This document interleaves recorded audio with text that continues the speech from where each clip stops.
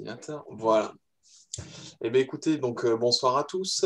Donc, merci d'être présents pour cette petite soirée de presse d'information, mais surtout de presse de formation un petit peu sur ce qui se fait au niveau du médical, au niveau de la Fédé, en plus particulier sur les petites la détection.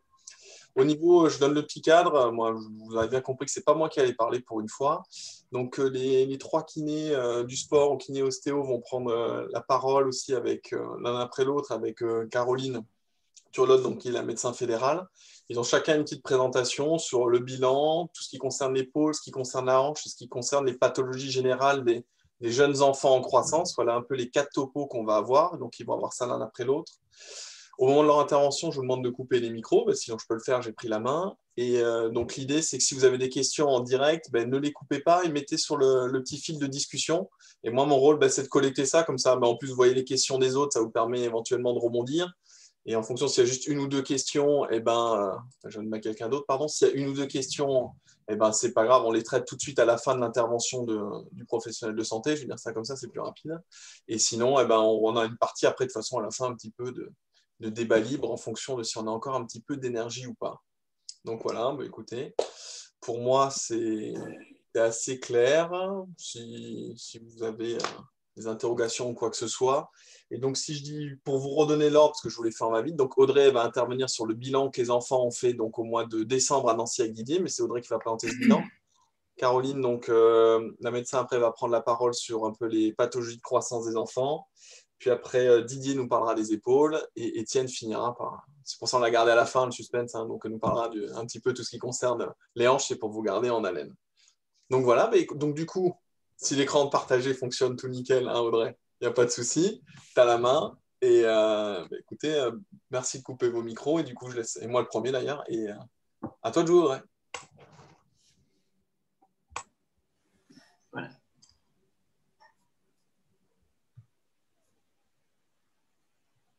Ça fonctionne?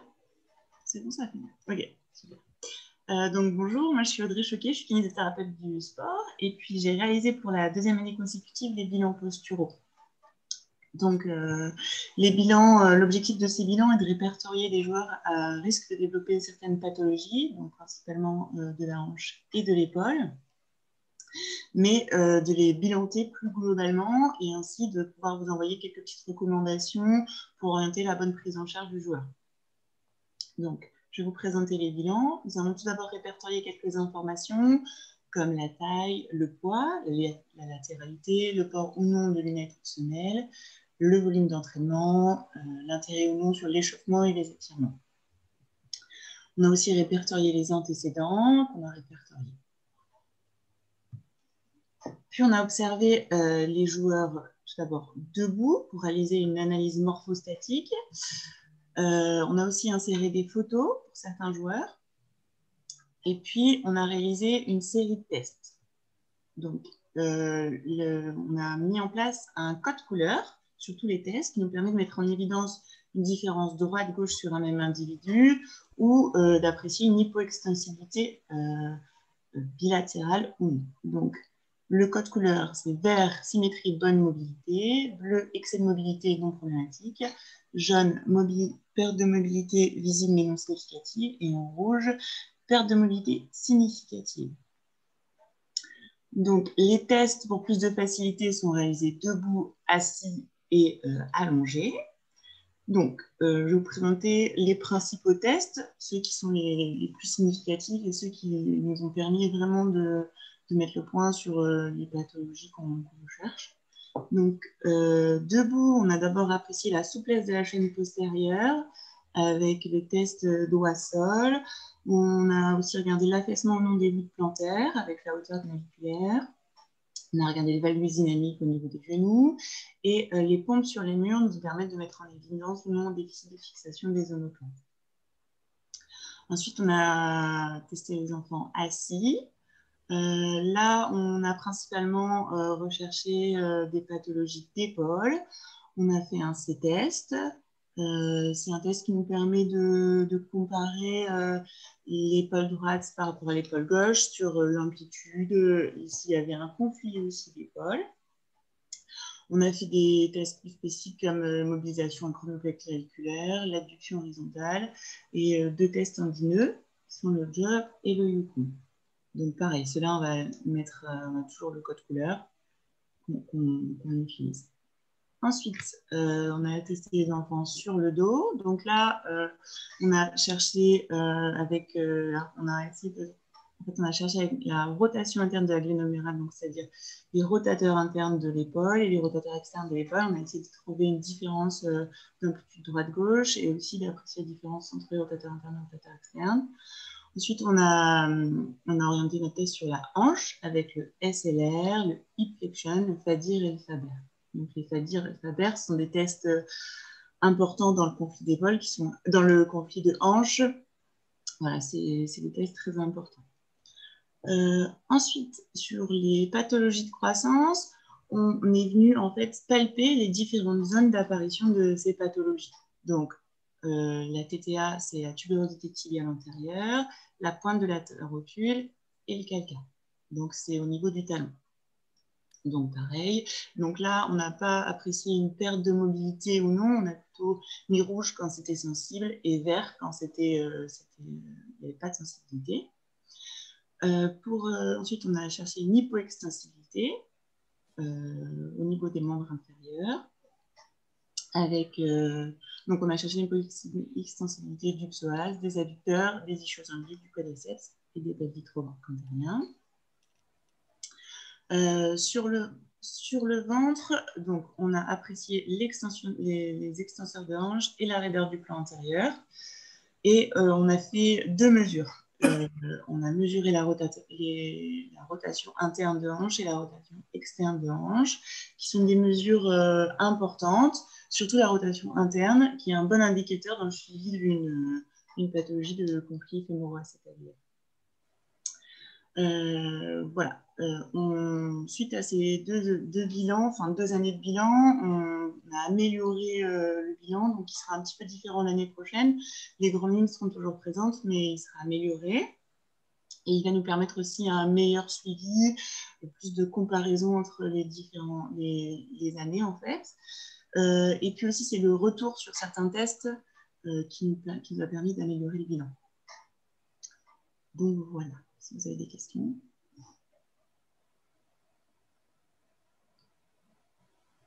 Je rallume mon micro, pardon. Je te propose d'arrêter ton Ah oui, quoique, oui, ton partage d'écran, peut-être ça peut servir. En tout cas, dans les questions, je vérifie, je vois rien dans la discussion. Donc, soit tu les as assommées, soit tu as été très clair, mais moi, je vote pour la deuxième, je connaissais un petit peu. Tu peux arrêter ton partage d'écran, du coup, Audrey? Ouais. C'est là où tu as... Voilà, super.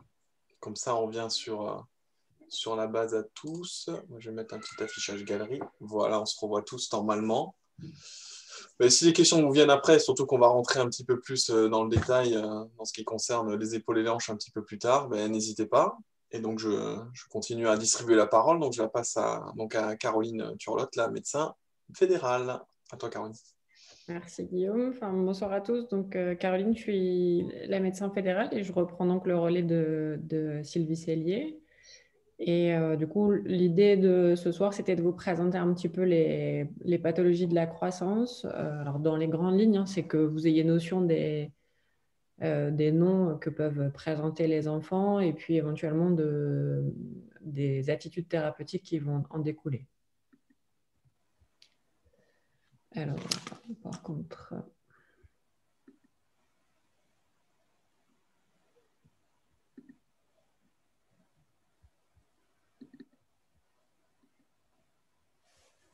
C'est mon partage d'écran qui ne va pas vouloir fonctionner.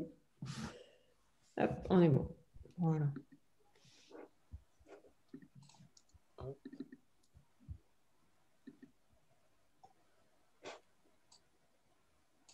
C'est bon pour toi, Caroline?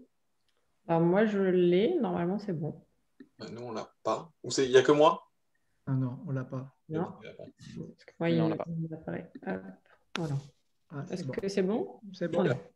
Hop. Je coupe mon micro. Donc, au niveau des pathologies de croissance, le terme très médical, ce sera l'ostéochondrose. Donc, c'est une anomalie qui va toucher à la fois l'os et le cartilage, sachant que le cartilage chez l'enfant, ça va rester une structure qui est très molle et du coup très malléable, qui va pouvoir se modeler et subir des micro-traumatismes, surtout dans les conditions d'activité sportive assez intenses. Le jeune, il va se plaindre initialement d'une douleur qui va augmenter progressivement et très localisée sur une zone, avec parfois un gonflement qu'on va pouvoir retrouver en regard de cette douleur, une chaleur ou une rougeur. Et on va avoir une gêne à l'effort, mais qui va fréquemment, initialement, s'estomper au repos. De façon progressive, ça va aussi altérer ses performances sportives, puisque la douleur, elle va être de plus importante.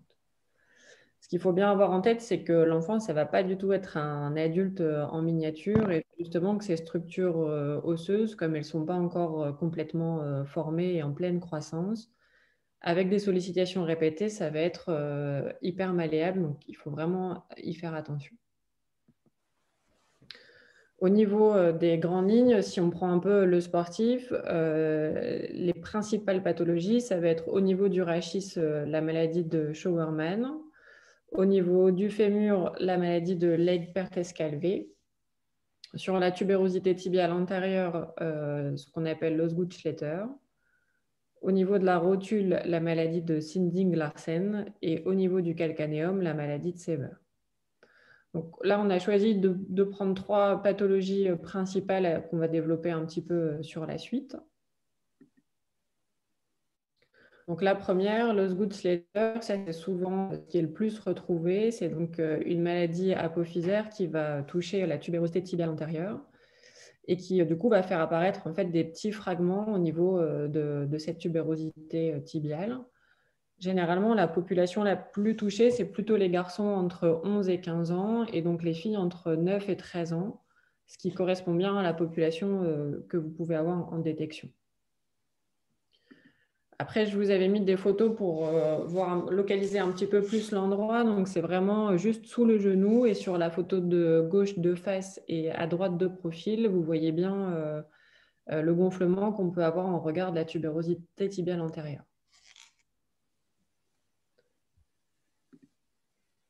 Au niveau des traitements, ce qui va être important, c'est de vraiment rentrer dans une routine étirement-échauffement, tout en atteignant seulement le seuil infradouloureux. Après, bien sûr, ça va être tout ce qui est antalgie et physiothérapie, de glacer la zone qui est douloureuse et éventuellement de mettre au repos physique si les douleurs sont trop importantes. Dans les pathologies un peu plus avancées, on va être contraint d'immobiliser par des attelles des attelles de FAG au niveau du genou et parfois la chirurgie, mais qui est très exceptionnelle pour justement aller retirer les séquestres, donc c'est les petites ossifications qui restent en regard.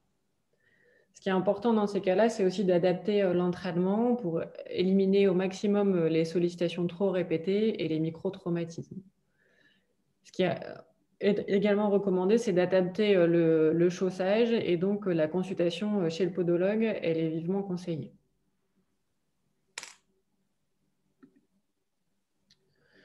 La deuxième grande pathologie, ce sera la maladie de Sever, qui est, elle, plutôt une douleur localisée au niveau du talon, comme on le voit sur le dessin, avec une fragmentation du bord postérieur du calcanéum. Et encore une fois, c'est une pathologie secondaire à des micro-traumatismes répétés. Et là, on va plutôt être sur une population entre 7 et 12 ans. Les principes thérapeutiques, c'est globalement la même chose que pour la maladie précédente, c'est d'aménager l'entraînement pour essayer de limiter au maximum la sursollicitation, faire le bilan podologique pour adapter le chaussage et éventuellement porter des talonnettes viscoélastiques, faire un bilan complémentaire avec le kiné pour favoriser encore une fois la routine échauffement-étirement et vérifier les surfaces d'entraînement.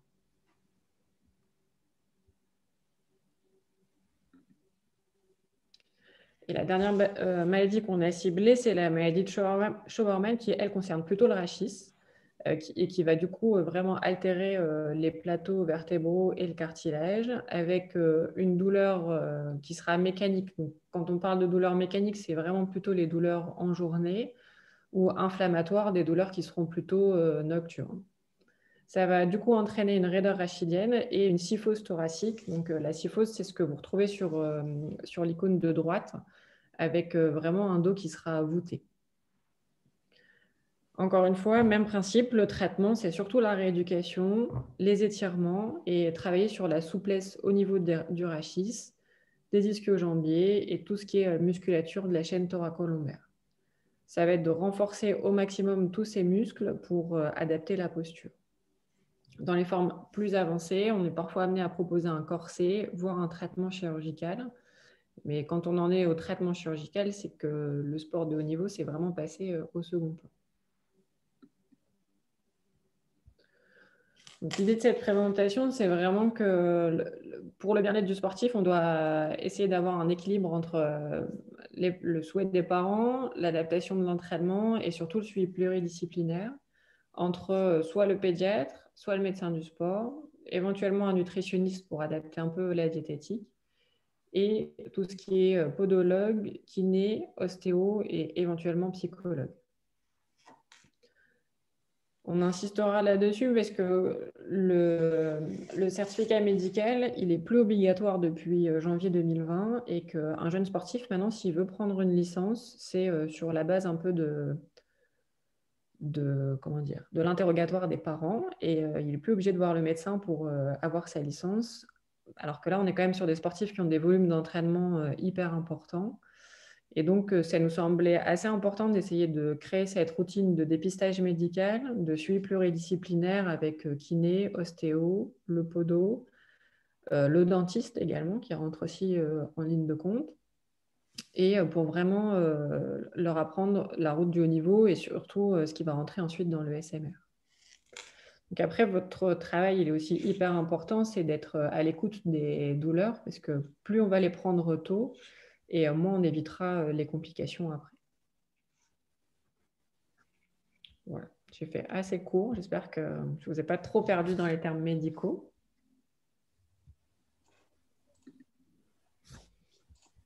J'ai repris le micro et j'ai quelques questions qui touchent vraiment ton intervention, Caroline. Je vais prendre d'abord, alors celle de Paul est vachement générale, je pense qu'on va la traiter sur la fin. Clémence qui demande, qu'entend-on par quand tu dis l'adaptation des surfaces? Alors, l'adaptation des surfaces, c'est normalement, ils travaillent tous dans des salles de sport assez récentes, mais qu'il n'y ait pas de sol hyper dur et que ce ne soit pas du béton, ces choses comme ça qui vont maximiser les micro-traumatismes. Et puis, toujours par le bilan podo, vérifier le chaussage, éventuellement les semelles orthopédiques à poser. C'est tout ça, quoi. D'accord. Et du coup, j'enchaîne sur une pathologie précise, sévère, Yossif qui demande, c'est bien l'épine calcanéenne? Non, c'est différent l'épine calcanéenne parce que là, la maladie de Sévère, c'est vraiment une inflammation au niveau de l'insertion. Alors que l'épine calcanéenne, on peut avoir des formations osseuses vraiment sous le calcanéum. Ok, et je reprends une question de Paul, sa deuxième, c'est est-ce qu'on peut prévenir ces pathologies? Alors là, bonne chance, tu n'as pas 2 heures pour répondre. Alors, la prévention, elle va passer justement par cette routine échauffement-étirement pour préparer au maximum le sportif et les muscles pour justement éviter que tout se fasse à froid et pas dans une hyper sollicitation tout le temps. Donc, il faut savoir écouter et vraiment travailler sur un seuil infradouloureux et pareil pour les étirements. Ok, s'il y a d'autres questions, ben là, n'hésitez pas. Je note bien ta question, Paul, et elle peut un peu me concerner. Je ne l'avais pas eu jusqu'au bout sur mon écran. Là, je viens de la lire en entier. Je te répondrai aussi un petit peu après. Et donc, je ne me trompe pas dans l'ordre. C'est Didier. Je regardais mon petit pense-bête sur les épaules. Et je n'oublie pas, Paul, promis. Donc, je te passe la main, Didier. Je recoupe mon micro. À toi de jouer.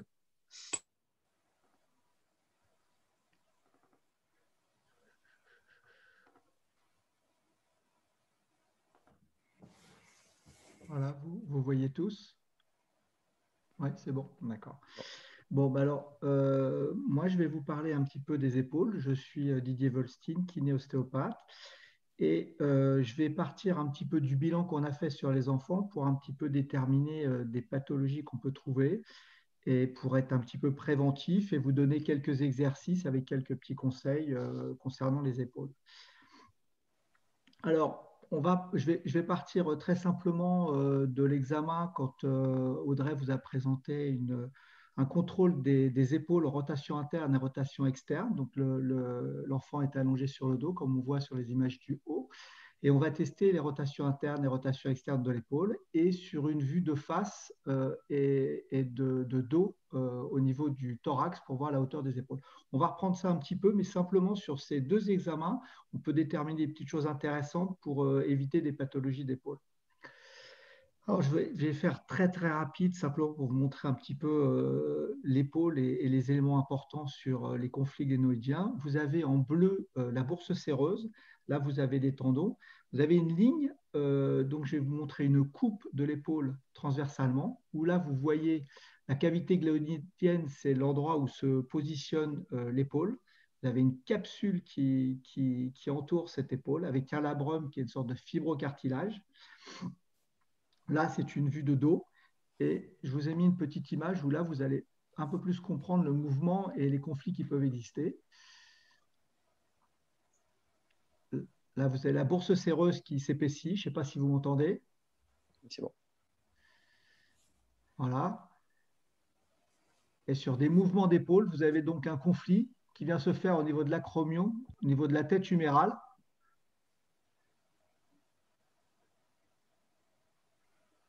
Alors là, on voit un conflit sur une abduction d'épaule qui ne correspond pas du tout au mouvement du tennis de table, mais c'est une image pour vraiment montrer ce qu'est un conflit et qui peut se faire effectivement sur beaucoup de mouvements au niveau de l'épaule. Alors, c'est des études qui sont bien connues quand on fait un mouvement de armée au-dessus de l'épaule, c'est-à-dire pour le handballeur, pour le tennisman au service. Je vous invite à regarder la présentation que Gilles Daubinet a fait, qui est un spécialiste du tennis. Je vais passer très rapidement sur ces quelques images. Je vous ai mis quelques informations. Donc là, c'est sur cette armée au-dessus de l'épaule où on retrouve cette pathologie gléno-humérale postéro-inférieure. Donc ça, c'est le mouvement toujours armé de l'épaule. Je ne le commande pas. En fait, au niveau de l'épaule, il se passe une première chose. C'est-à-dire que quand on a un problème de conflit, on a une bursite, donc une inflammation de la bourse séreuse, qui entraîne une adaptation capsulaire, qui entraîne une rétraction de cette capsule. Cette capsule, c'est ce qui entoure l'épaule. Et la rétraction de la capsule crée un décentrage de la tête humérale. Ce décentrage de la tête humérale crée un conflit qui va finir par créer des lésions tendineuses. Voilà, c'est vraiment le schéma adaptatif classique. Donc là, c'est toujours sur l'armée d'une épaule au-dessus de l'épaule. Donc le premier axe, c'est cette rétraction capsulaire postérieure qui va entraîner des perturbations au niveau de la rotation de l'épaule. Alors, on va passer sur ces images qui sont ce décentrage progressif au niveau de l'épaule. Voilà, on va revenir un petit peu au niveau du tennis de table. Donc voilà un petit peu un mouvement de top spin. Donc en fait, on peut considérer ce mouvement comme un lancer latéral. Donc c'est un mouvement à grande vitesse avec une phase armée et une phase de lancer avec un bras qui part de haut en bas, de bas en haut plutôt. Et en fait, on retrouve les mêmes pathologies que le lancer au-dessus de l'épaule avec une déficit de la rotation interne. Alors, on parle de gire, c'est une déficit, vous voyez sur les images de gauche, on a une déficit de la rotation interne de l'épaule à droite par rapport au côté gauche de plus de 20 degrés. On retrouve du côté droit une rotation globale diminuée du côté pathologique avec néanmoins une petite rotation externe augmentée. Et on se retrouve avec un patient vu de dos avec une épaule basse en bas et en avant qu'on peut aussi visualiser de face. En fait, quand on se retrouve sur ces pathologies, c'est des choses que je vois fréquemment chez les seniors. Bon, moi, je ne vois pas beaucoup d'enfants, hein, mais sur les enfants, on avait déjà vu des perturbations au niveau des rotations d'épaule. Mais c'est quelque chose que je retrouve énormément sur les athlètes de l'INSEP et sur lesquels on fait extrêmement attention, puisque si on arrive à s'apercevoir de ces déficits, qui sont simples à voir, on met en place des stratégies pour en fait être préventif d'une future patho. Donc, la prévention, elle va être très simple. Il faut améliorer la rotation interne passive de l'épaule, étirer la capsule postérieure de l'épaule, faire des étirements globaux de l'épaule, renforcer les muscles de l'épaule, souvent les rotateurs externes, plutôt en excentrique, travailler un travail postural et un travail de stabilisation. On va revenir très rapidement sur tous ces éléments. Donc, l'élément extrêmement important, je demande aux athlètes tous les jours, 2 fois par jour, de faire une dizaine de mouvements passifs de mobilisation, de rotation interne de l'épaule, flexion à 90 degrés à peu près, à 70 degrés de flexion d'épaule. Il est allongé sur le côté, tête posée, et tout doucement avec sa main opposée, il essaye de gagner en rotation interne d'épaule. C'est infradouloureux, mais il va jusqu'à la limite de sa douleur. Deuxième élément extrêmement important, puisque dans cette pathologie, il y a une rétraction de la partie postérieure de la capsule. Il faut étirer cette partie postérieure de la capsule par un mouvement très simple avec le bras, main posée sur l'épaule opposée et tirer le bras vers l'arrière. Mouvement extrêmement classique pour étirer cette capsule postérieure, puisque cette rétraction postérieure entraîne un décentrage de la tête humérale qui va provoquer des problèmes dans le futur. La deuxième chose, c'est un petit diapo pour vous montrer qu'au niveau d'une épaule, il y a naturellement un gros déséquilibre au niveau des forces musculaires entre les rotateurs internes et les rotateurs externes. On a, là, c'est une étude qui a été faite sur des cadavres. Simplement, ils ont mesuré la longueur des sarcomères pour voir naturellement l'équilibre qu'il peut y avoir entre les muscles de rotateurs internes et rotateurs externes. On s'aperçoit que les rotateurs médiaux, naturellement, ont une puissance de 33, alors que les rotateurs latéraux, naturellement, ont une puissance de 15.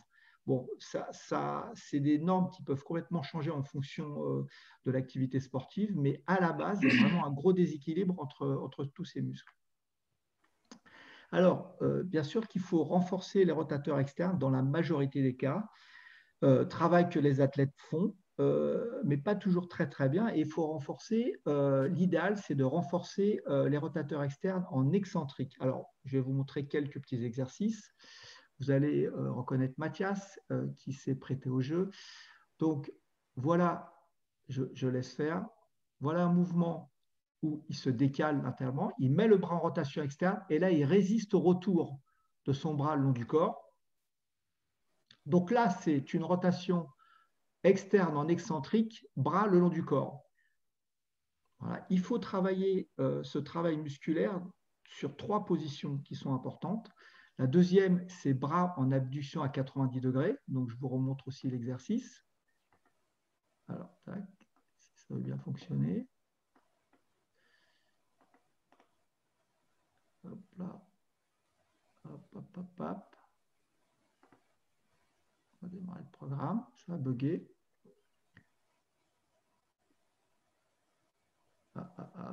Le partage d'écran. Tac, on va repartir. Je pense que ça va fonctionner. OK. Alors, partage d'écran. Je suis désolé. Hein. Voilà. Alors, donc, il monte le bras en rotation externe et il freine la descente. Donc, vous voyez, on a un travail des rotateurs externes qu'en excentrique, bras à 90. Voilà. Troisième exercice. J'espère que ça ne va pas bugger. Voilà. Donc là, il met le bras en rotation interne et résiste. Alors là c'est un petit clin d'œil. C'est un travail excentrique des rotateurs internes. Donc, ce n'est pas du tout les rotateurs externes. Il aura fallu mettre l'élastique de l'autre côté. Voilà.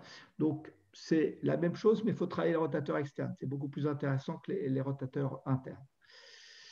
Là, je vous ai simplement mis quelques étirements du petit pectoral qui a tendance à se rétracter et positionner l'épaule en avant. Bon, c'est peut-être plus des techniques de kiné. Ceci dit, quelques mobilisations qui peuvent être faites sur des jeunes facilement. Là, je vous ai mis quelques auto-étirements qu'on pouvait faire au niveau du plan antérieur pour étirer la partie antérieure. Je vous ai mis une description de quelques éléments au niveau de l'épaule, au niveau des étirements. Je pense qu'en tant que préparateur physique, vous connaissez tous ces quelques éléments. Bien sûr qu'à ces étirements, il faut associer un travail postural avec une stabilisation des omoplates, avec un travail de fixation, d'appui, un renforcement musculaire global. et puis un travail de stabilisation avec ballon, avec tout ce que vous pouvez imaginer, créer des déséquilibres pour stabiliser l'épaule le mieux possible.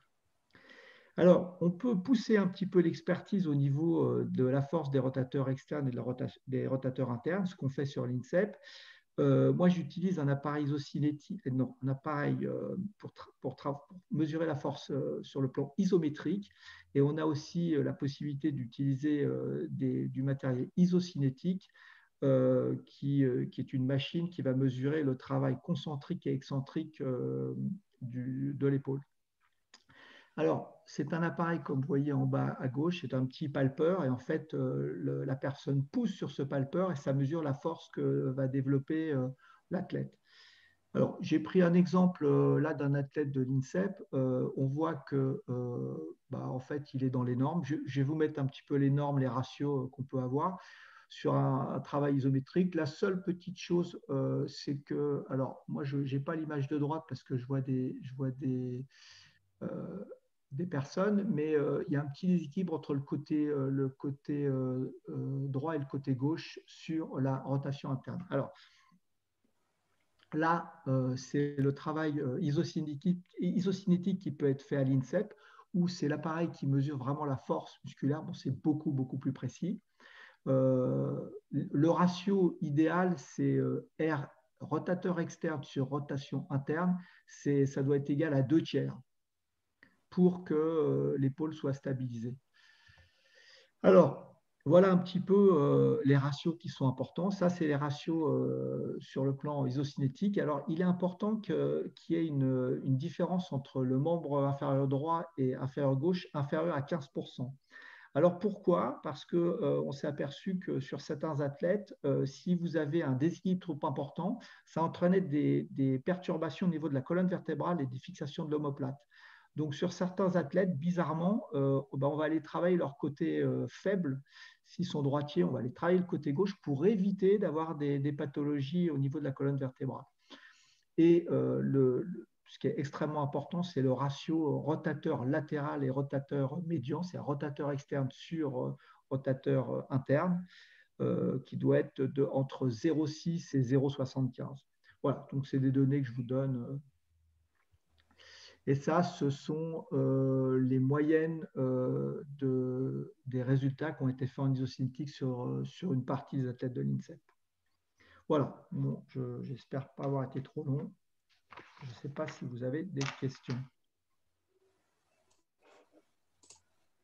Je réactive mon micro. J'ai peur de mettre la discussion quand tu interviens à chaque fois, Didier, parce que je ne veux pas que ça coupe l'écran sur l'enregistrement. Non, écoute, j'ai pas de questions particulières. Ça reviendra peut-être après. Voilà.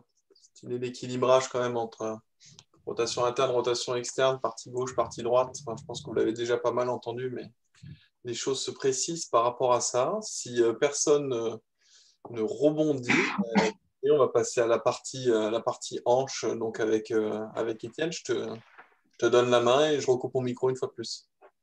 Ouais, merci Guillaume. Oui, bonsoir à tous. Donc Étienne Filiard, je suis le kiné fédéral de la FFTT. Je suis notamment en charge de la mission recherche et prévention sur les différentes pathologies de hanche. Alors, vous devez déjà en avoir entendu un petit peu parler. C'est vrai que depuis maintenant une petite dizaine d'années, on observe une recrudescence de ces douleurs au niveau de la hanche chez le pongiste et ces pathologies qui sont de plus en plus présentes. Alors, c'est vrai qu'on a commencé cette observation sur le pôle France, donc à l'INSEP, pour mettre en évidence finalement qu'il y avait énormément de joueurs, notamment des joueurs masculins. Donc, c'est une pathologie qu'on observe principalement chez les garçons et qui commençait à souffrir de la hanche en lien avec ce qu'on appelle des problématiques de conflit.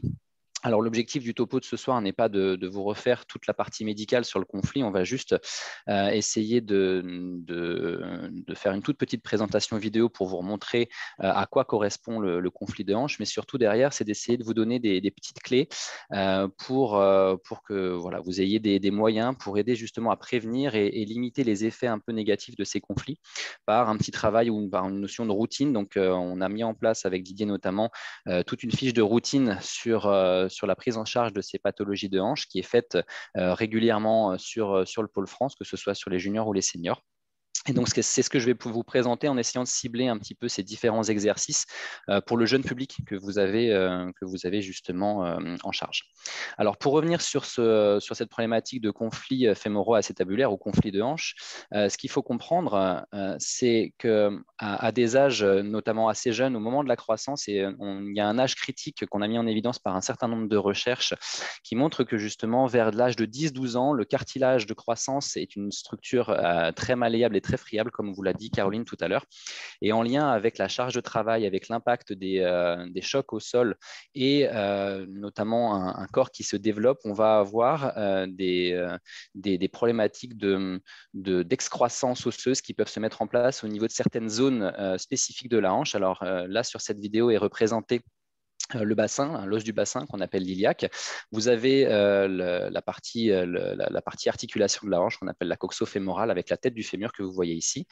Et ce qu'il faut comprendre, c'est que cette tête du fémur, lorsqu'elle va commencer à se déformer dans ses tout premiers âges, vers l'âge de 10-12 ans, parce qu'on a en fait juste ici, je ne sais pas si vous voyez bien ma souris, on a une plaque de zone de croissance qui est fragile. Et en lien avec les chocs répétés, on va pouvoir avoir une déformation qui va commencer à se mettre en place et qui va notamment toucher la partie du col fémoral lors de certains mouvements de flexion.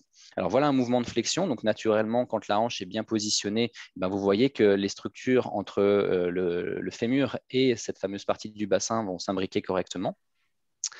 Et puis, quand on va mettre en évidence ce conflit, donc là, un petit détail sur l'intérieur de l'articulation, on voit que finalement l'ensemble coulisse correctement dans la hanche.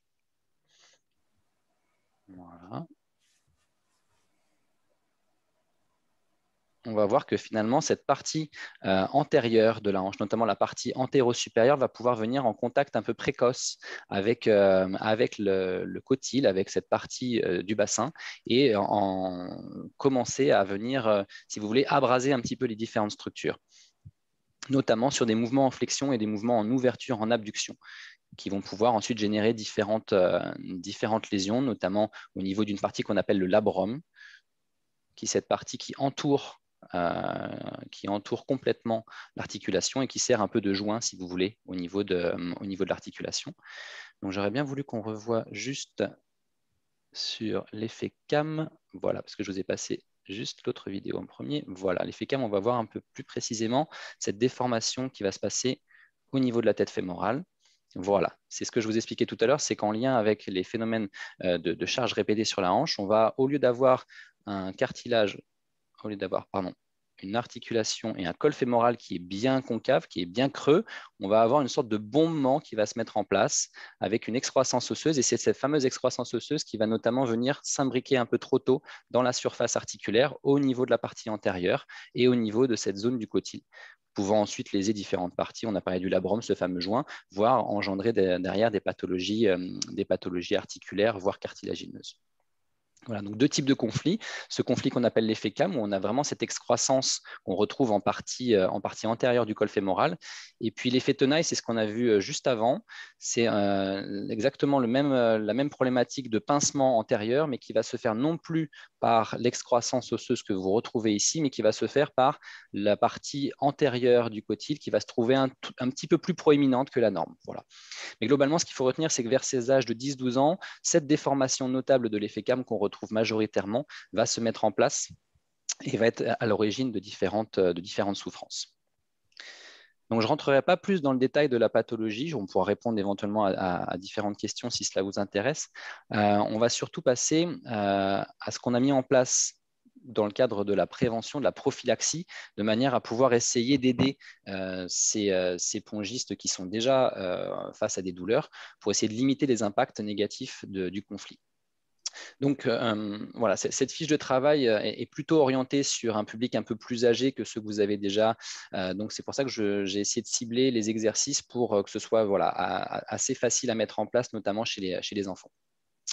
Une petite notion d'amplitude qu'il faut retrouver aussi dans les pathologies type conflit de hanche. Si vous allongez vos joueurs sur le dos, il y a une amplitude au niveau de la hanche qui va rapidement diminuer quand on est face à un conflit de hanche. C'est la fameuse rotation interne. C'est la première amplitude qu'on va voir diminuer lors de problématiques articulaires au niveau de la hanche. Et cette rotation interne, on peut le voir de deux manières. On peut allonger donc la personne sur le dos et puis regarder si les pieds ont à peu près la même position quand on vient les ramener l'un vers l'autre. Donc ça se fait quand la hanche est tendue. Et puis ça se fait aussi quand la hanche est fléchie, comme vous le voyez sur le schéma au-dessus.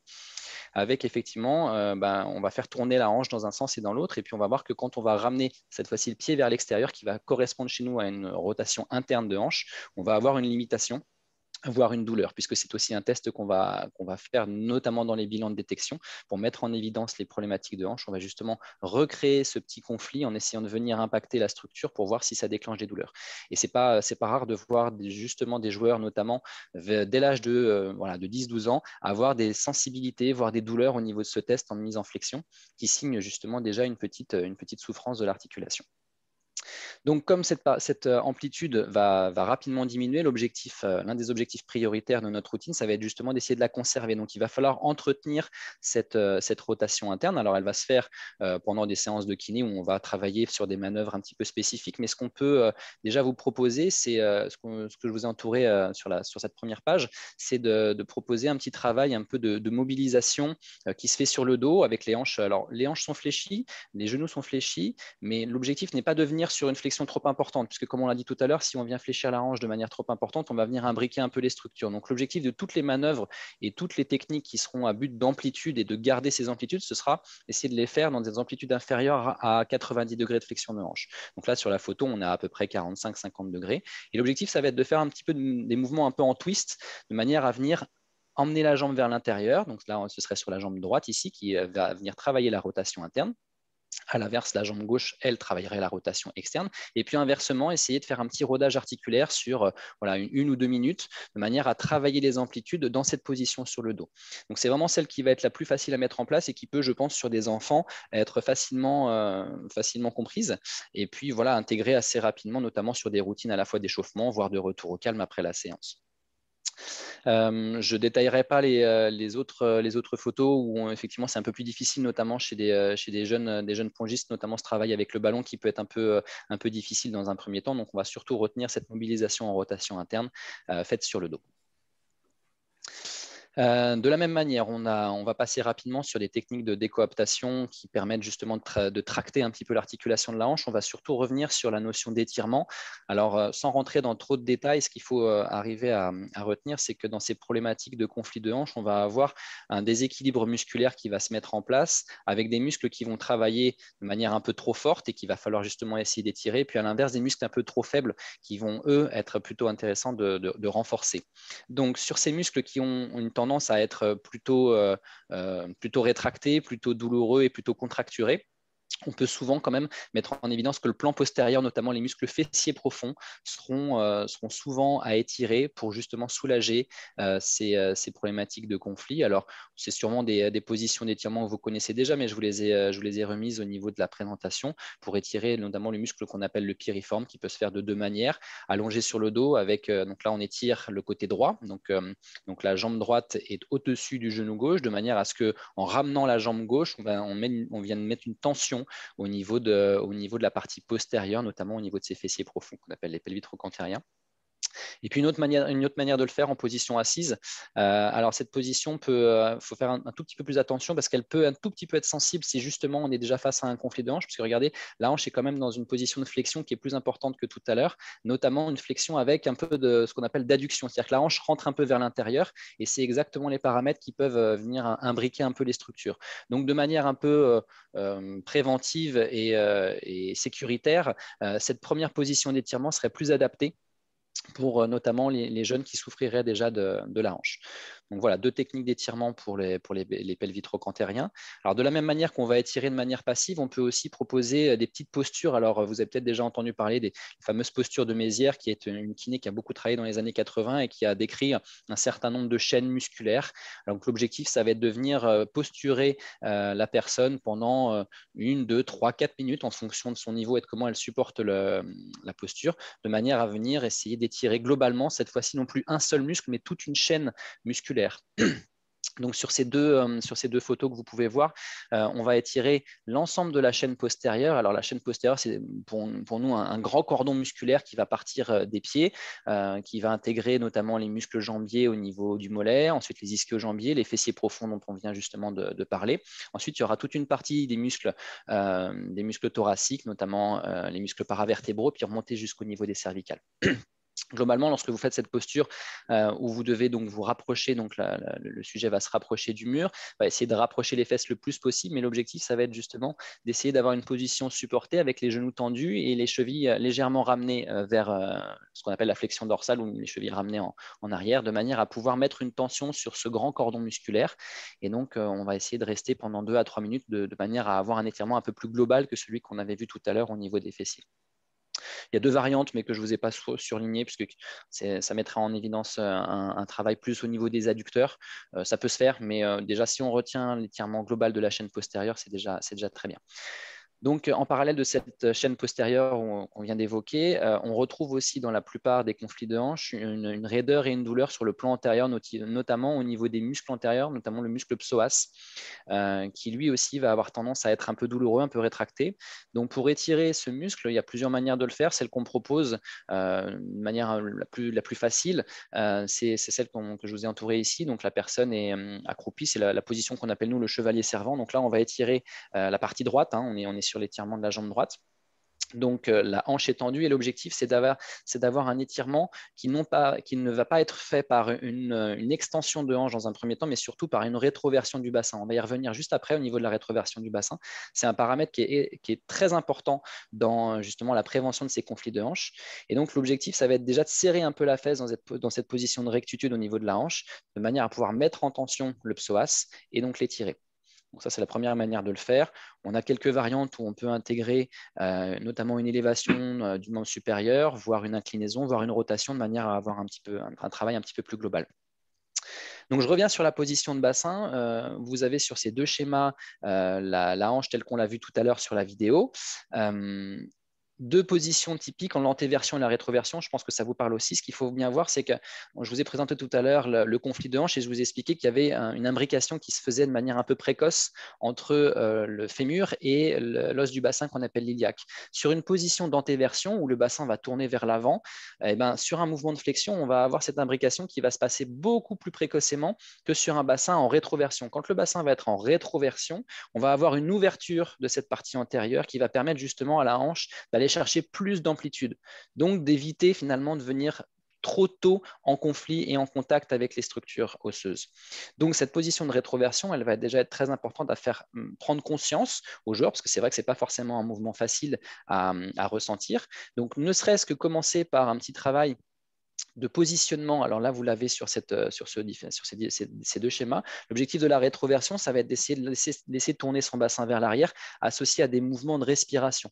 Donc l'objectif, ça va être à la fois de faire tourner le bassin en arrière, de respirer, d'essayer de souffler, et en même temps que le bassin tourne en arrière, on va essayer de tirer un petit peu le nombril vers l'intérieur de manière à activer en plus le muscle qu'on appelle le muscle transverse, qui est un muscle profond des abdominaux et qui travaille un peu en synergie et qui est souvent, qu'on voit souvent en retard d'activation dans les problèmes de conflit de hanche. Donc à la fois la rétroversion et le travail du transverse sont 2 éléments essentiels dans la prévention de ces problèmes.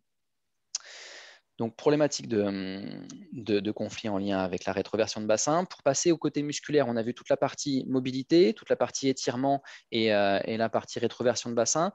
Juste pour terminer sur le côté musculaire, sans rentrer dans du renforcement trop important, il y a un petit protocole qui s'appelle le protocole de Potorento, qui notamment a été utilisé dans le cadre de problématiques de pubalgie.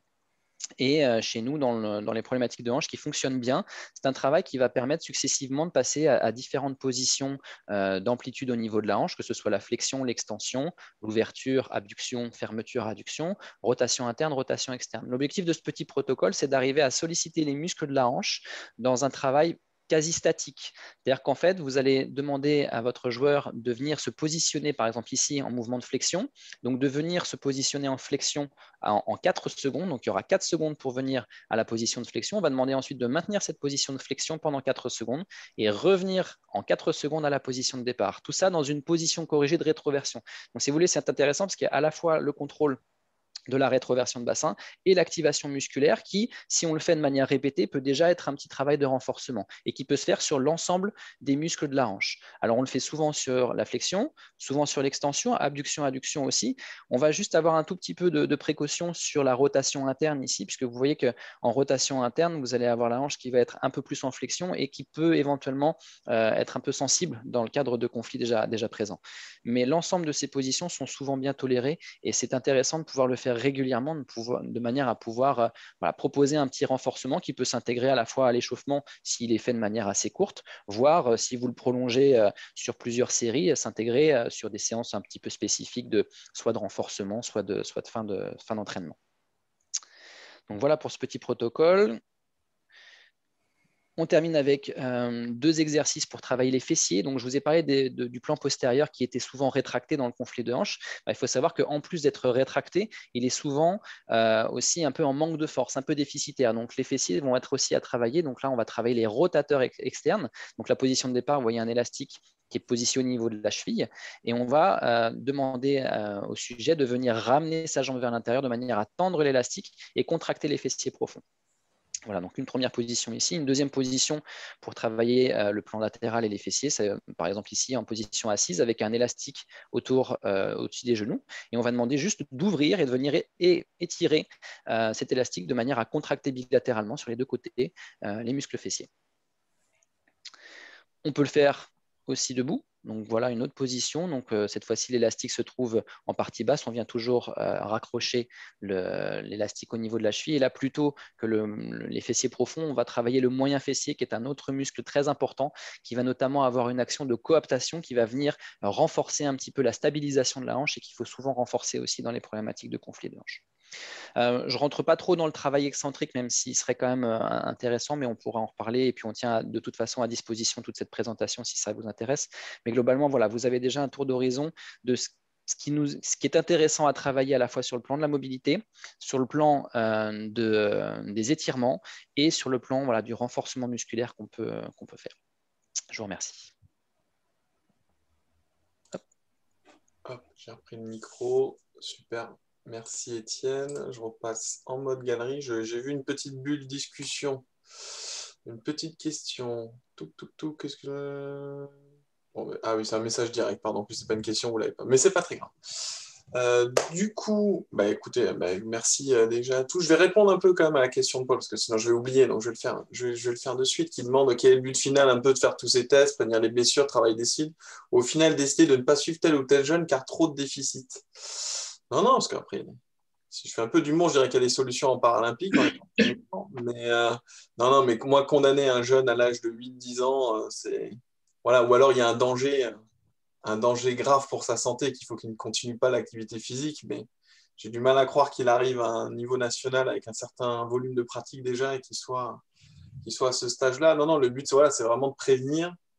Et je pense qu'on a plein de choses dans notre vie de sédentaire, et j'inclus les jeunes dedans, justement, qui font tout le travail de fessier dont vient de parler Étienne, notre position assise dans laquelle nous sommes tous actuellement.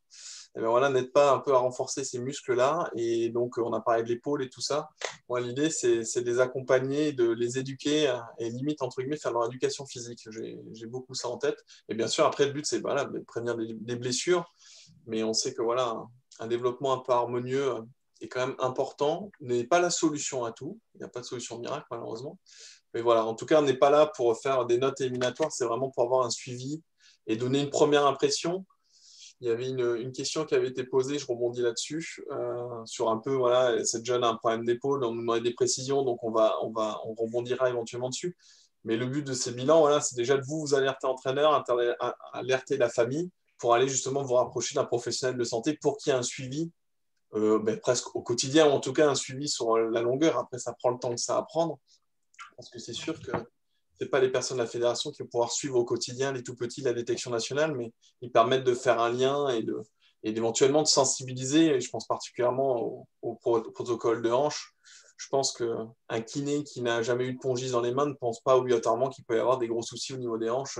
À terme, ce n'est pas dans les habitudes. Regardez la pubalgie chez un footballeur, il va y penser. Regardez les hanches chez un petit pongis, je pense que ce n'est pas naturel. Donc voilà, si j'ai à peu près répondu à ta question, Paul. Voilà. Ok, merci à toi.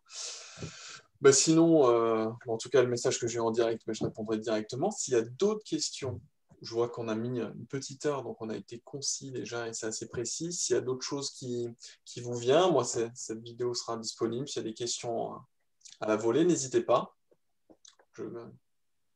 Le petit message, si je peux me permettre, c'est effectivement... c'est la charge de travail qui est extrêmement important. Et c'est vous qui voyez ces enfants au moment où ils vont développer le conflit de hanche. Malheureusement, nous, on les récupère à l'INSEP. C'est des situations qui sont quand même dramatiques, hein. On a des prothèses de hanche sur des jeunes qui ont entre 20 et 25 ans pour continuer le ping-pong au haut niveau.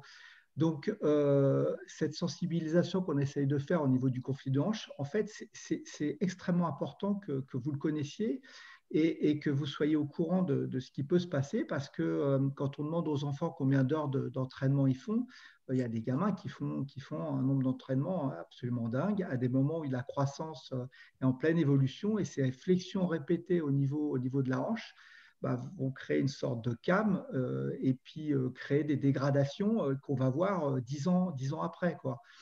Et en fait, le travail qui a abîmé le gamin, c'est quand vous vous en occupez. Parce que nous, c'est trop tard. Et donc, c'est extrêmement important de surveiller la charge de travail, d'essayer de faire ces tests et de voir les gamins qui ont déjà des déficits au niveau de la hanche. Alors, c'est beaucoup plus grave que ce que je vous ai présenté au niveau de l'épaule. Bon, nous, on a des staffs, c'est dramatique, hein, quand là, on a encore un jeune qui va se faire opérer. Nous, on essaye de tout faire pour régler le problème, mais on arrive avec des athlètes qui ont déjà des pathologies fonctionnelles importantes, répertoriées sur l'IRM. Voilà, c'est une vraie cochonnerie. D'autant plus que c'est souvent bilatéral. On a souvent des douleurs que d'un côté, on ne sait pas pourquoi. Vous avez des personnes qui ont des conflits de hanche qui n'ont jamais de douleur. Donc, c'est vraiment quelque chose de très, très compliqué. Voilà. Mais c'est cette notion, je pense qu'il faut que vous l'ayez. Et c'est vous qui avez entre les mains des enfants qui vont développer des pathologies de croissance, des futurs petits champions qui ne deviendront peut-être pas champions à cause de ces pathologies-là. Voilà. Peut-être préciser, peut-être juste préciser pour prendre le relais de ce que vient de dire Didier, c'est que justement on a observé ces problématiques à des âges plus avancés où la douleur et les raideurs sont déjà beaucoup plus installées, mais vers ces jeunes âges de 10-12 ans, la pathologie va pouvoir s'installer sans pour autant être très parlante sur le plan symptomatique. C'est-à-dire que même si à travers les bilans, même si à travers nos tests, même si à travers de l'imagerie, on peut arriver à mettre en évidence ces problèmes, il faut savoir que cette déformation qui va se mettre en place, elle va se mettre en place assez rapidement, mais ça va être assez sourd et ça ne va pas forcément parler tout de suite. Donc, d'où l'importance d'avoir tout de suite les premiers signes. Je vous ai parlé de ces premiers signes de diminution d'amplitude, ces premiers signes de douleur antérieure.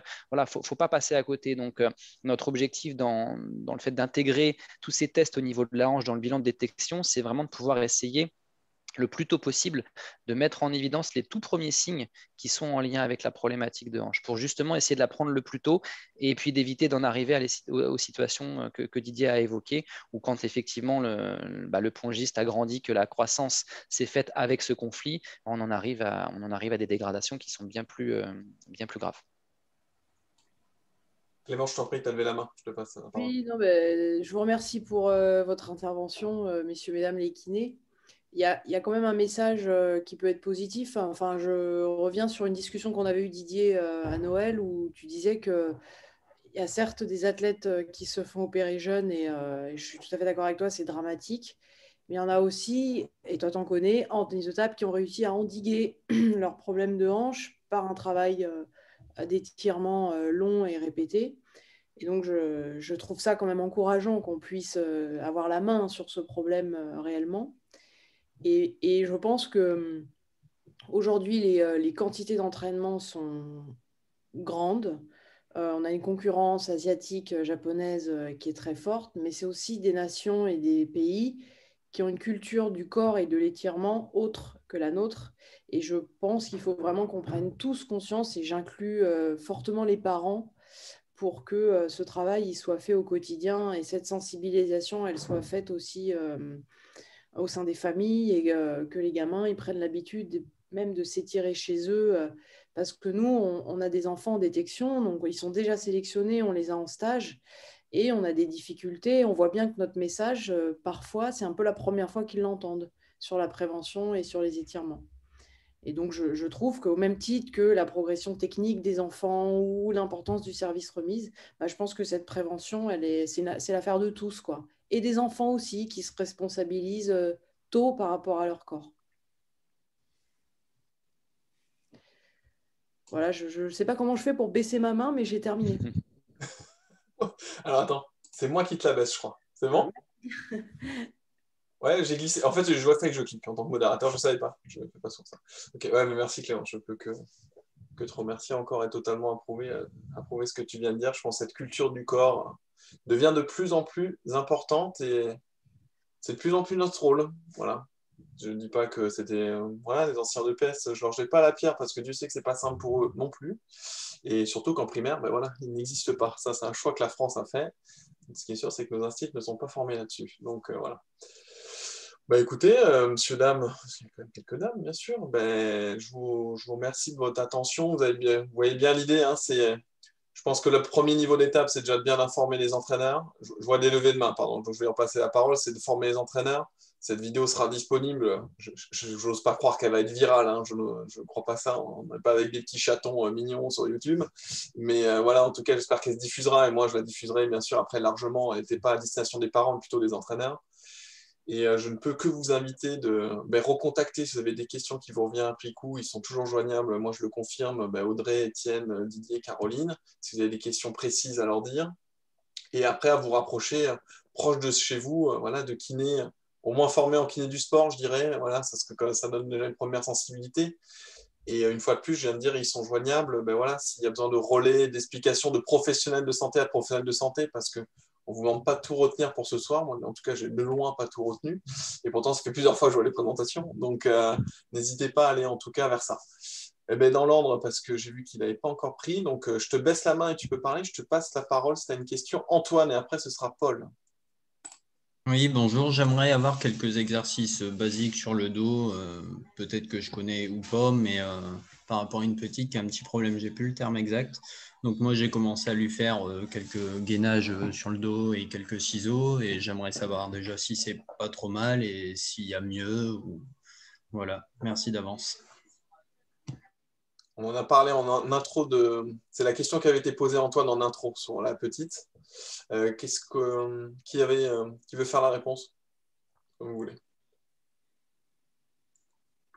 Je vous renvoie la balle un peu. Hein, sinon, je le fais. Bon, Antoine, je vais te dire ce qu'on s'est dit en amont de la réunion parce que tu étais le seul qui avait posé la question en amont. Aujourd'hui, elle a quand même des petites pathologies qui se mettent en place sur l'épaule là. Et pour faire très simple, le bilan, et si tu as besoin d'un bilan plus complet, c'est pour ça que ça peut parler de professionnel de la santé, de professionnel de la santé, ce que je te disais, je pense qu'il faut que tu ailles voir un kiné pour elle. D'accord. Aujourd'hui, c'est le kiné en la voyant qui pourra vraiment te donner un conseil personnalisé et surtout te dire, tu me reviens me voir, après je ne suis pas professionnel, dans 1 semaine, 2 semaines, 3 semaines, et on voit comment on le fait évoluer. Aujourd'hui, eux, à distance, voilà, ils ont détecté que ça pouvait être source de problèmes et aller voir vraiment un kiné en particulier parce qu'il y a 2-3 choses quand même au niveau de son épaule droite qui peuvent être vues, mais là, à distance, en plus, c'est assez spécifique de ce qu'ils m'ont expliqué, moi, je n'ai pas tout compris, mais en tout cas, que tu ailles voir un professionnel de santé avec le bilan, quitte à avoir un lien... Je ne sais plus si c'est Audrey ou Didier qui a fait le bilan, mais bon, peu importe, les deux peuvent te répondre sur la petite après pour prendre le lien avec un professionnel au niveau local. D'accord. Non, mais je préférais demander et ça ne m'étonne pas plus que ça sur Lisa, donc je ne voulais pas rater l'occasion, quoi. Non, mais tu as bien raison, mais les exos d'épaule, elle, déjà, ce qu'on a vu sur Mathias avec l'élastique, sur les rotateurs externes en excentrique, ça ne lui fera pas de mal. Ça, c'est une première certitude, mais il y avait 2-3 autres choses aussi, parce que les épaules étaient vachement avancées. Enfin, voilà. Ok, voilà. Merci. Bah, pas de souci. Désolé du dérangement. Non. Surtout, t'excuses pas et je te réponds après à ta question. Enfin, Merci. Eh bien, Paul, je baisse ta main, donc tu peux parler. Oui, merci pour les interventions. J'ai une question. Il y a eu pas mal du coup, de conflits d'âge sur les générations 93, 14, 15. C'est là, a priori, où c'est sorti. La question, c'est donc depuis, vous avez mis pas mal de protocoles en place pour eux, on va dire, qu'ils aient moins de douleur et les suivants, faire de la prévention. Est-ce qu'il y a mieux sur les générations suivantes ou est-ce qu'il y en a encore qui arrivent parce que Didier, tu parlais du fait qu'il y en a un autre qui va mettre une prothèse. Donc, est-ce que les générations qui sont arrivées derrière ont des conflits de hanche moins importants ou est-ce que c'est toujours pareil? C'est vrai que, comme tu disais, c'est cette fameuse génération qu'on a observée dans un premier temps au niveau du Pôle France. Donc aujourd'hui, c'était ces juniors qui sont devenus seniors. Pour l'observation qu'on a sur l'INSEP, en tout cas, il y a eu quand même peu de recrutement au niveau junior, ce qui nous permet de ne pas trop pouvoir voir cette évolution, parce que nous, on n'est vraiment que sur l'INSEP. Il faudrait faire une évaluation un peu plus large au niveau des autres Pôles France, qu'on n'a malheureusement pas pu faire encore aujourd'hui. Ce serait l'objectif pour justement essayer d'avoir justement une traçabilité de tout ce qu'on a mis en place. Mais en tout cas, sur l'INSEP, pour ma part, on reste sur cette génération-là pour le moment. Donc, je ne peux pas tellement t'en dire plus sur celle qui arrive, en tout cas. Mais les 2000, là, par exemple, qui sont un peu plus jeunes, là, ils ont des problèmes de hanche ou ils ont rien du tout? Certains peuvent en avoir. Mais ce qu'il faut dire aussi, c'est que toute la routine qu'on vous a présentée, elle a été mise en place il y a maintenant 2 ans sur l'INSEP.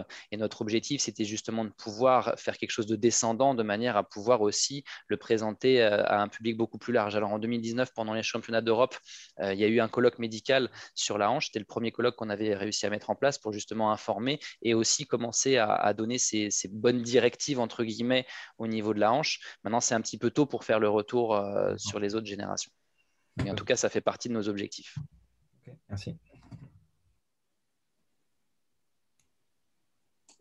Je regarde un peu, je scrute l'écran pour voir s'il y a une main levée ou quoi que ce soit, mais ça m'a l'air à peu près bon. Sinon, quelqu'un réactive son micro. Hein, s'il veut poser une question, il demande la parole, il n'y a pas de problème. Ceux qui n'ont pas de caméra, je ne vois pas les mains, sinon, donc voilà. Non, mais écoutez, si c'est bon, vous dites. Pardon, vas-y. Je peux revenir simplement sur les jeunes là, qui ont des problèmes de hanche. On en a beaucoup, effectivement, et ils ont des douleurs, mais ils arrivent à les gérer, ça se passe bien, on attend l'évolution quand même, donc on les surveille, c'est vraiment important.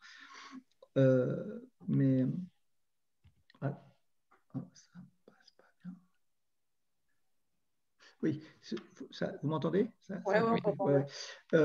Et en fait, ce qui se passe, c'est qu'au niveau du tennis de table, c'est une pathologie qui se révèle très très jeune. C'est-à-dire qu'ils ont cette pathologie au moment où ils devraient être performants. C'est une pathologie qu'on retrouve au niveau du football, mais seulement ils la développent après 40 ans. Donc, ils se retrouvent très jeunes avec des prothèses totales de hanche, mais des footeux, il y en a plein qui ont des conflits de hanche. Alors, on n'en parle pas parce que leur carrière, elle est terminée. Et en fait, il y a beaucoup, beaucoup de sports où on retrouve ces pathologies-là. C'est ce qu'on appelait les fameuses arthroses idiopathiques de hanche, coxarthrose idiopathique, c'est-à-dire on ne sait pas trop d'où ça venait. Et en fait, c'est des conflits de hanche. Alors, la problématique des pongistes, c'est qu'eux, ils ont des signes très jeunes avec des lésions cartilagineuses. Et quand il y a des lésions cartilagineuses, ça devient irréversible. Donc, on est obligé de s'adapter et c'est très compliqué. Donc, c'est pour ça que plus les jeunes vont être sollicités progressivement, plus ils vont avoir un accompagnement au niveau des étirements, des routines, des stratégies pour travailler la souplesse. Alors, ce que les enfants n'aiment pas, hein, parce qu'ils sont à fond dans le jeu et pas forcément dans la préparation physique, mais c'est vraiment important, quoi. Voilà.